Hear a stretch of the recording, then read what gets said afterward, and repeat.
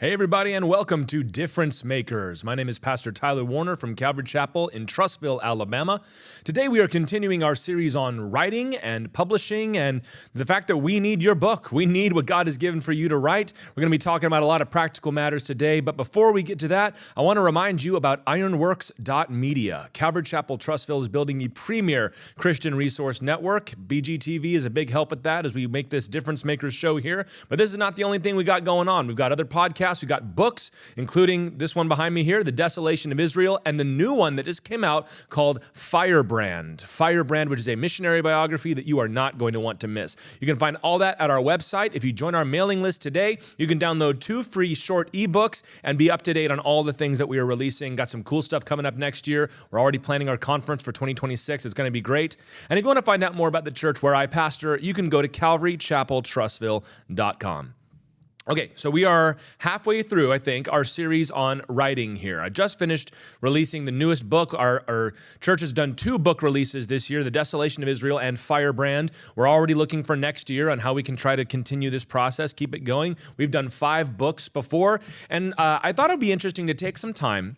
This podcast is all about being motivated and inspired to live the life that God has called you to live. For me, that includes writing. At least part of that includes writing. And while I try to apply this to a wide range of things, I thought it would be fun to take some time and drill down specifically and to look at the kind of effort and the kind of attention that needs to be given to one aspect of something that God might call us to do. In addition, I meet people all the time when I tell them that I've published books or that we got a new one coming out who have asked me for advice or what do you think I should do? I hear so many people say, I've got this idea I've worked on, or I've kind of got some chapters done. I don't really know where to go from there. And a lot of people have asked for advice on editing and publishing, and we're going to be talking about some of that today. So this is a very common thing that people feel that God has called them to do. Very interesting thing, I think, to talk about, and I think it'll also be an example for us as the kind of attention and detail that is, in fact, spiritual and should be leveraged for whatever domain God has called you to be in. So we've already talked about coming up with the ideas, pre-writing, getting that together.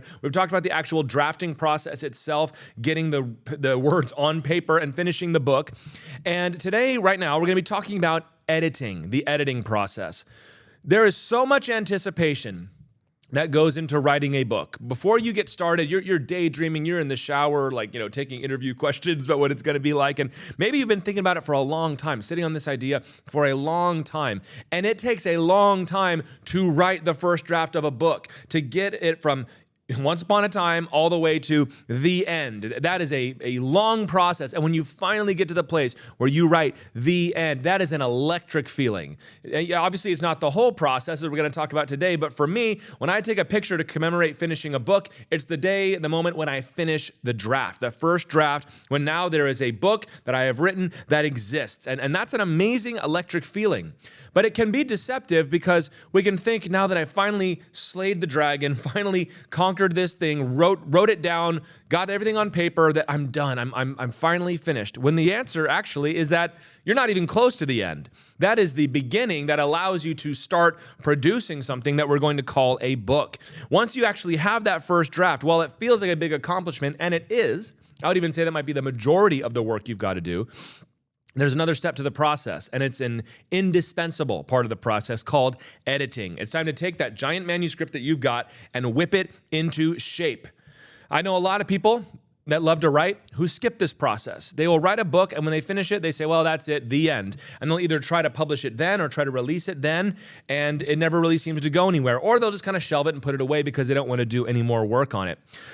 Sometimes people will say, well, I edited as I went, which we all do that. That's not special. I was editing as I went. But I'm here to tell you, this is a process that you cannot skip. It's not enough to make your book a quality product to just write it, finish it, and say, I'm done. And I understand very well the motivation in your heart to say, but I want to be finished. I got the biggest part down. And yeah, you probably do think you've got something pretty good there, or you wouldn't have gotten all the way to the end. But I'm trying to tell you, you must do the editing. This is no one's favorite part of the process, but it cannot be skipped. And even if you are going to invite other professionals to help you out, which we'll talk about in a little bit, there's a lot of more work for you to do as an author, even before you can get to that step. So I'm going to go through more or less how I've gone through this process. And even if you don't do it in this order, these are the kind of things that you need to do after you finish the book. You've written the end. Now you got to go back and turn it from a manuscript into an actual book.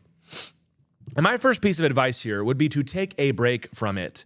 To take a break, to stop working on it for a while. I know some people that are crazy and they say you should stop working on it for a year or more and come back to it totally fresh. I don't think that's a good idea, but I do think several days, several weeks, maybe a month can be very, very helpful, because what you're doing is, first of all, just taking a break and catching your breath from this long process. Usually it's a sprint to the finish at the end of a book when you're writing the draft, so you'd probably have been working hard and long hours. Take a break. And what will happen while you do that is the back of your mind will start to work on this. I can say this is true about sermon preparation, for example. I'll make my notes and print them out and have them there, but then I'll usually go for a walk for a while after that. I try to do that on Wednesday nights, especially when there's less time for me to prepare, because your mind will start bringing up things that you need to work on. That point doesn't really flow. Oh, you wanted to say this and you didn't get that in there. Did that illustration really work? And the same thing is true to your book. And you'll have some moments where you'll just be thinking, man, I can't believe I finished that thing. That's good. But then there'll be other times where you go, oh, that chapter though, that one piece, that one scene, or that one argument, I don't know if that really scans well. Then you need to pay attention to those thoughts. What are the things that keep on coming up as maybe needing extra work? You've probably already identified in the process some problems with it. You've probably got some uneven bits. If I were to ask you, what's the weakest part of your book, the weakest part of the story or the weakest argument in your theology or whatever it is, and you probably know the answer to that. So you know that it's not good enough. It's not good enough to release. And maybe you think that it is, but what are the parts that are nagging your mind? Those are signals that you'll learn to listen to.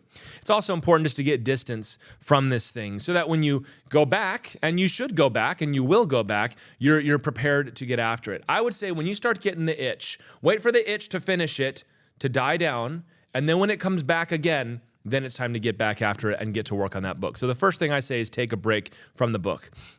The second thing is your first pass through is you've got to do a read through of the whole thing. Now, I just finished a book, which that's a different Desolation up here, which was pushing 100,000 words in length. It ended up being less than that in the end, but it was a long book. And the idea of just reading through it was kind of intimidating for me.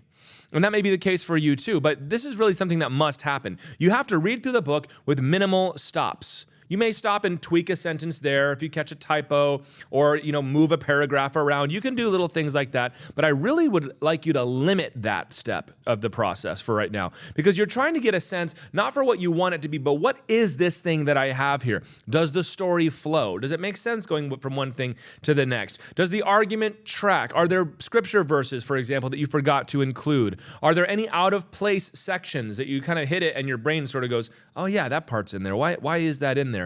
And I would say, as you're doing your read through, you should expect to feel pretty sick to your stomach after a while, because you're going to realize this thing is really not that good after all. And it's a shame that it is that way, but it is the case that you're going to see all the problems. That first read through, you're not going to have any of that glow left of what it is and, oh, it's so good, I really think it's ready now. You're going to read it again and go, oh my goodness, I don't know what I'm doing. This was a disaster. Well, it's not a disaster. What you're going to do is read through the book, and now you can approach it objectively, and you can have a list of obvious problems that you've got to go fix, and keep a list as you write them down and say, all right, we're going to go back and we're going to fix that. When I read through my books, I'm usually making some changes as I go, but I try not to make any big structural changes because I need to know what I'm dealing with before I try to fix it. And also, if you feel like something is weird at the beginning, but you haven't seen where it leads in the end, then maybe you can change something that really needs to be in place for later. So I recommend your first pass through, just read it through as best you can without touching it if you can manage that. The second pass through is what I'll call the hack and slash. This is when you need to go through the book, editing like we typically think of editing, where you are making big changes. And this second step needs to be repeated as often as is necessary. You'll probably do this around a dozen times before you move on to the next step. But this is real editing, and it is not as fun, because the fun of writing is just watching the words flow and hearing the story come out, or watching, the argument take shape, or feeling it as it all starts to come together. What's not fun about writing is stopping and having to fix structural problems, or figure out why that sentence doesn't work, or does this paragraph belong here, or should I move chapter 3 to chapter 8? Like, those things are not fun, at least for me. And that's what this whole process is. This whole editing process is just coming to the book like a product that you've got to fix. Remember we talked last time about separating in your mind kind of the roles that you're playing here? As an editor, you're coming to this book and saying, this idiot doesn't know what he was doing. I'll fix it. I'll change it around. You're going to be eliminating long passages. You're going to be changing sentences around. You might even write whole new chapters. I think I said last time, and some points going through the writing of the last book, deleted tens of thousands of words at a time. It just doesn't work. It's got to go. The whole thing is on the chopping block here, which is why that objectivity is helpful. Figure out what is going to make the book work, not what is going to make you happy. And I highly recommend during this process, don't add things, delete things. Delete things, because more likely, for way more people, it is more likely that you have written too much and you've got to cut things than you have not written enough and you've got to flesh it out. You will find parts that you need to flesh out, but sometimes that part that seems really lean is actually what you want. That's actually the proportion you want. So if you can cut the fat on some of the bits around you, it might not look so bad, and you maybe only need to add a sentence or two or something. So cut first, then add things. You're going to find sections in this process that are great. You love reading them, but they just don't fit in the book. This is what is famously called killing your darlings, meaning a section that you really like and you think is really good, but it just doesn't fit. And as much as you love to keep it, it's got to go. Get rid of them. And you're going to do this several times, as I said, until the book is finally whipped into shape. And as you're doing this step of the process, you're not trying to make it perfect. You are trying to get the shape right. You know, I don't know much about sculpting, but I'm going to use this as an illustration anyway. You know, the first draft is just kind of getting all the clay together, more or less what you want. And then the first step is, you know, evaluating, just kind of tweaking, okay, I know what I need to do. Now what you're doing is you want everything to be the main shape that you want it to be. That at this point, all we're doing is refining. It looks the way we want it to look. And this is what you want to do when you come out of this step of the process is the book is what it is. The chapters are not going to change anymore. I'm not making big structural changes. The sentences are more or less where I want them. That's what you're looking for. So that you can come to the third pass through. And again, these things can be repeated multiple times, but this third step here, which is the language edit. The language edit. This is when you are not fixing the story, you're not adding characters, you're not changing plot, you're not adding new sections to the argument, you're not coming up with new thoughts that need to be put into your nonfiction book or anything. This is just working on the language. If you're taking that sculpture and you're refining the details. The nose is where you want it, and it's the general shape that you want. Now it's time to make it look detailed, as if I know anything about sculpting. But I'll tell you what, this language pass is skipped by a lot of people. There are many people, especially I find, who write fiction, who care more about the content of what is being said, the plot, you know, the world building, than they actually do how the book reads. You get the other kind of people that obsess over every sentence, even though the book stinks. You know, you've probably seen a few movies like that. And it can be true for Christian books too, where guys kind of feel like refining the language is to sort of limit the Spirit for some reason, although you don't think that the Holy Spirit was very particular about what his authors wrote down when he was writing his book. So you don't want to skip this. You've already fixed the content. You got everything where you want. Now you're trying to make it look and sound beautiful. A book is like a song, and I've done songwriting too. Maybe one day we'll do a series on songwriting. But it needs to have flow and it needs to have beauty. One of the things we often say in songwriting is every section needs to add something. You should never have duplicate sections that sound exactly like each other. You got to add something or do something different. In the same way, every chapter, paragraph, sentence needs to have something that is pleasing to read and pleasing to listen to. Now, when I'm writing a theology book, that's going to be very different than me writing a story, right? If I'm writing a theology book, I want it to be pleasing to read and listen to, but it also is trying to do something different than telling a story.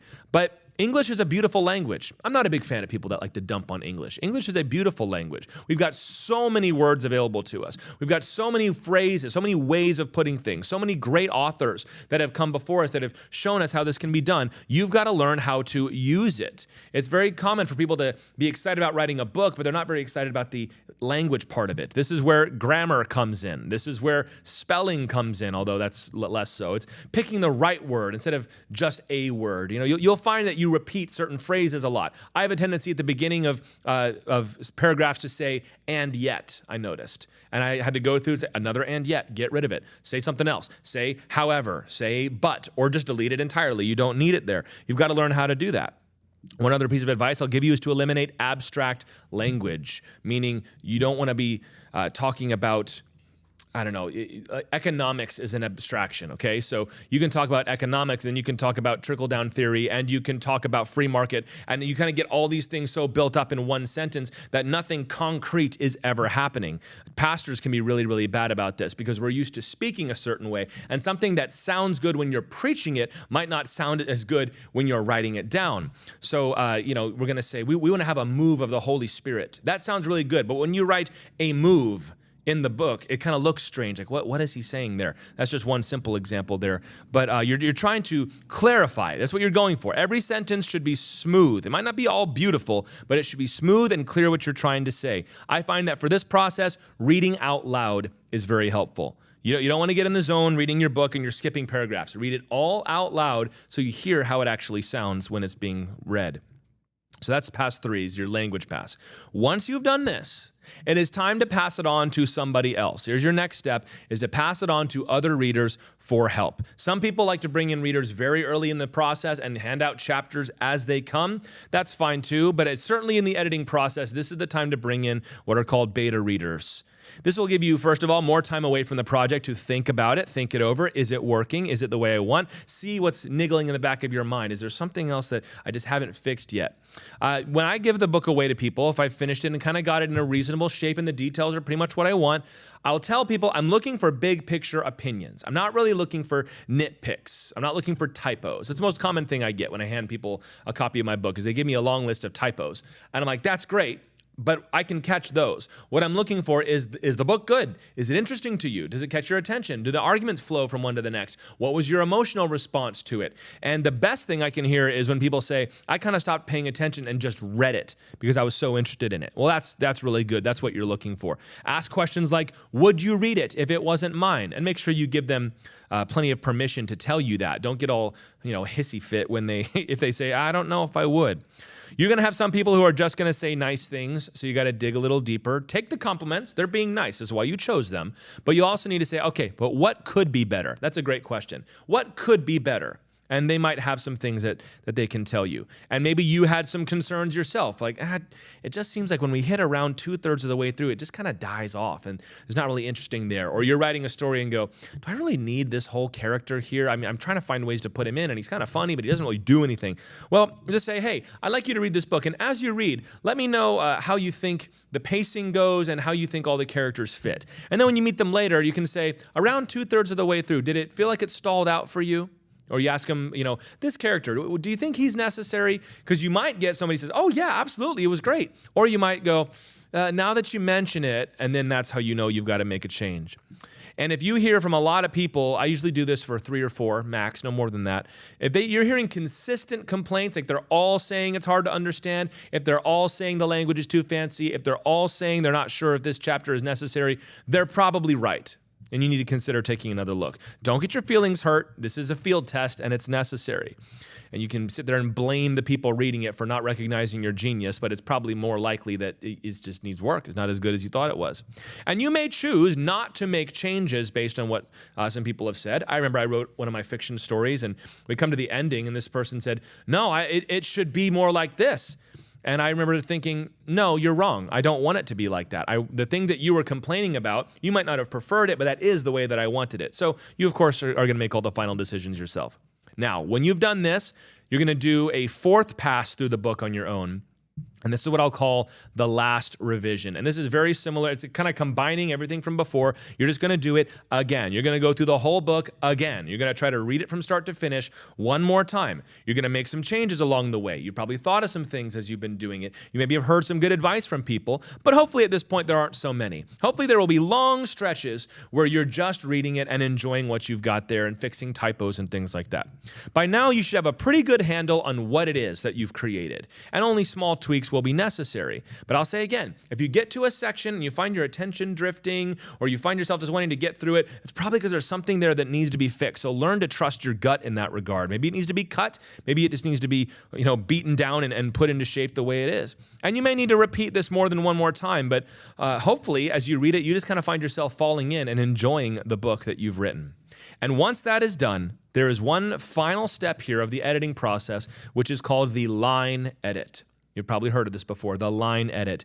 This is when The book is what we want. It says what we want it to say, but the last thing we need to do is go through and hunt for typos. Hunt for typos. Up to this point, we've been kind of ignoring those things, fix them when we find them, but that's not our priority. You can get bogged down in making sure that you spelled every word right, even though the words themselves are not great and they don't make the book any good. So what we're doing now is you're checking for misspellings. Microsoft Word and spell check will help with this. It will not be perfect with that, because very often if you misspell a word but you put a real word in there, it's not going to catch it. I find quite often that when I write the word on, O-N, I accidentally type it as N-O, and for some reason Microsoft Word never catches that.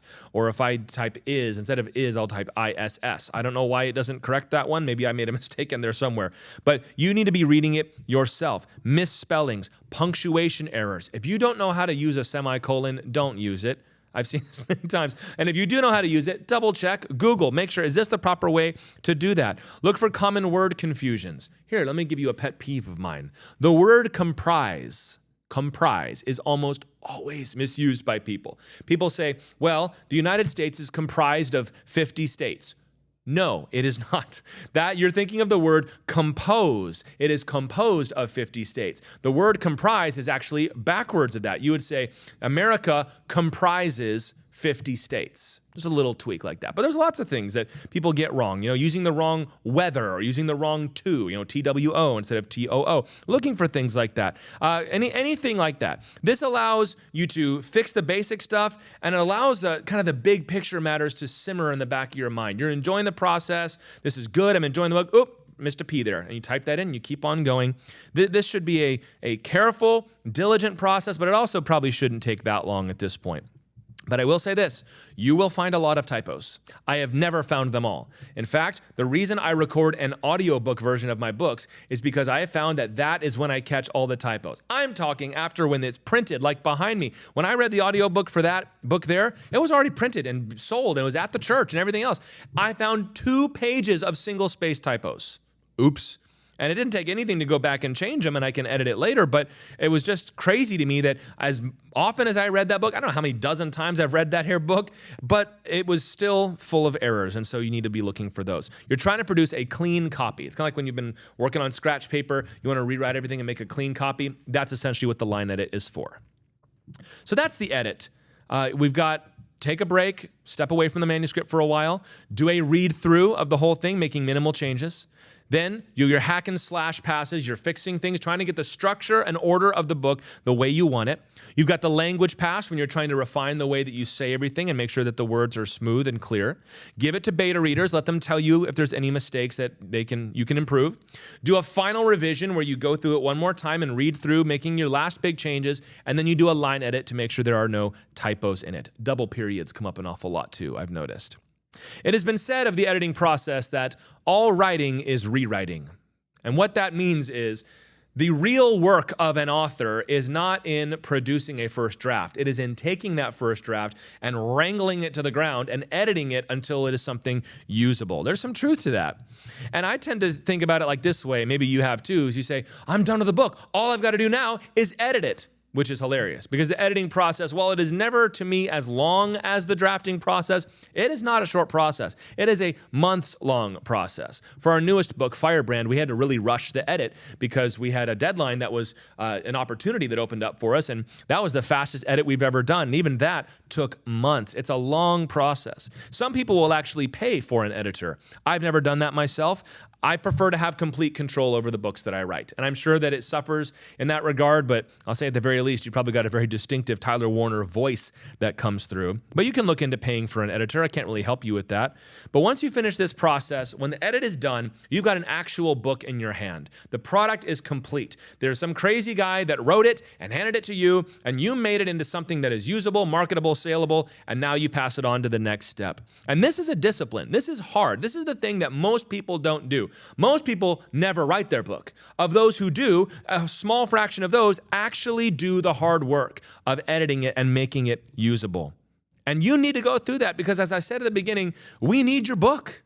We need what this is. If God has called you to do this, if this is a dream that is in your heart to write, whether it's great stories that are going to inspire the church and just entertain us in a pleasing or godly way, or if you're writing theology or biography or business or motivation or whatever it is, we need it. Because if God placed it on your heart, then it must be important. Get to it. Don't let it sit there and linger on your desk anymore. That file just kind of blinking in your computer. Get down to it and finish it up. This has been Difference Makers. My name is Tyler Warner. I'm glad that you have tuned in today. I'm the pastor of Calvary Chapel in Trussville, Alabama, and we would love for you to check out ironworks.media, which is our resource network that we are building, and just you watch. One day it's going to be the premier Christian resource network for the church. Thanks again to BGTV for helping us out with this. If you want to find out more about the church I pastor, you can go to calvarychapeltrussville.com. Check out, by the way, you can pick up their Desolation of Israel and Firebrand. They're both available now. Drop it in the comments. What step of the editing process are you on in your project as you get out there and try to make a difference?